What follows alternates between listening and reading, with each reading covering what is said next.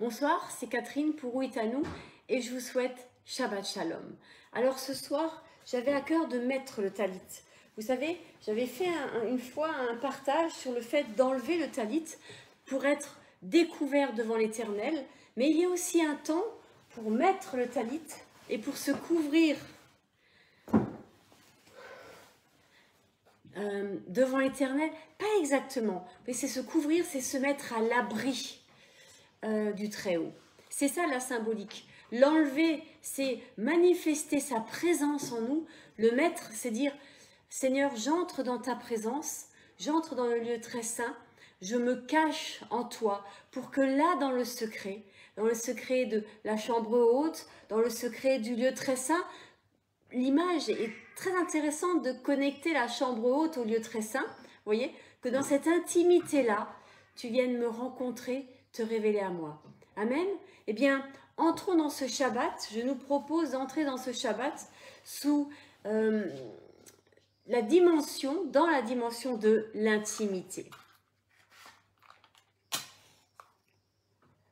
On allume les bougies et on proclame après en chantant que c'est l'Éternel qui nous a ordonné d'allumer les bougies, que c'est lui qui nous rappelle.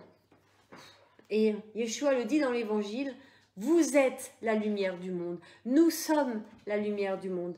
Éternel, que cette lumière vienne briller en nous et qu'ensemble nous puissions chanter Baruch ata Adonai, Eloheinu melech haolam, asher kideshanu vemitzvotav vetzivanu, leadlik ner, leadlik ner, leadlik ner shel Shabbat. Shabbat Shalom, que la paix de l'Éternel descende et vienne reposer sur chacun et chacune d'entre nous.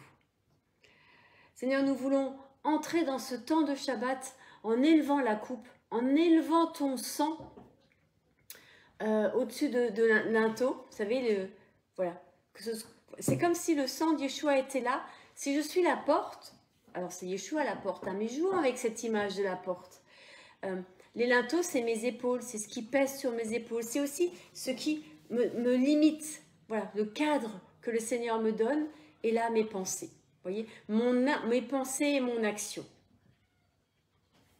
Seigneur, viens mettre ton sang sur ma vie, sur toute ma vie, sur mon corps, sur mon âme et sur mon esprit. Que je sois reconnectée en moi-même et que je puisse devenir cet homme unifié en toi, cet homme nouveau, cet homme un par le sang de Yeshua, par le sang de Jésus à la croix. Amen.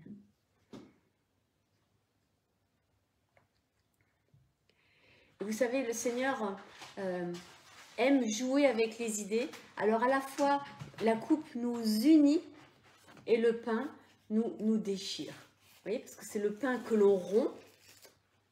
Voilà. Et c'est Yeshua, il a rompu le pain. Il a créé en nous un espace pour la rencontre avec lui, pour venir habiter en nous.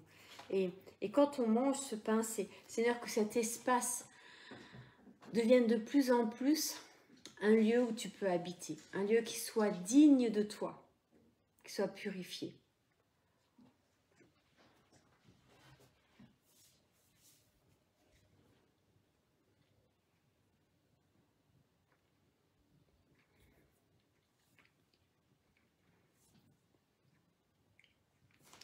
Et Seigneur, dans ce lieu digne de toi, dans ce lieu purifié, eh bien, donne-nous de nous bénir les uns les autres, de poser ton nom les uns sur les autres.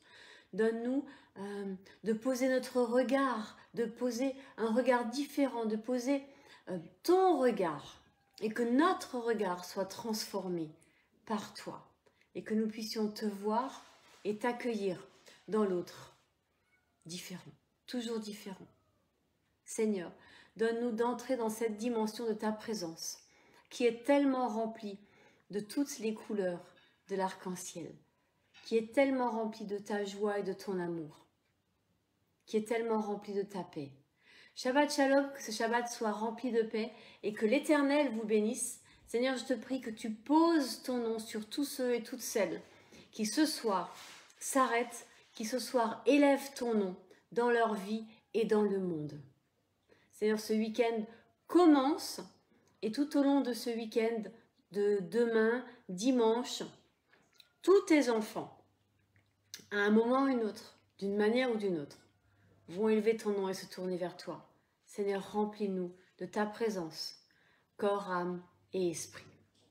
Amen. Soyez bénis et on se retrouve demain, 13h30. Il n'y a pas de sardinade cette semaine, donc je serai à l'heure.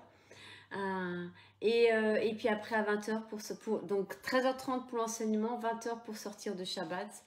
Et dimanche, exceptionnellement, parce que c'est la fin de l'année et qu'on est vraiment, vraiment tous épuisés, eh bien, exceptionnellement, on n'aura pas de culte, voilà.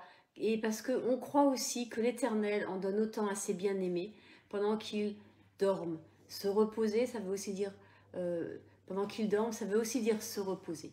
Donc, dimanche, nous on fait Shabbat, on faisait Hafsaka, on fait une pause pour juste prendre le temps devant l'Éternel et on se retrouvera le 11 pour le culte, un pique-nique et une après-midi Uitanu pour clore l'année avant de la pause de l'été parce que on va reprendre les cultes le 15 août.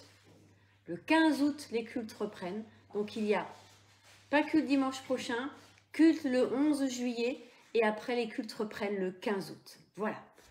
Sur ce, soyez bénis, Shabbat Shalom et à demain.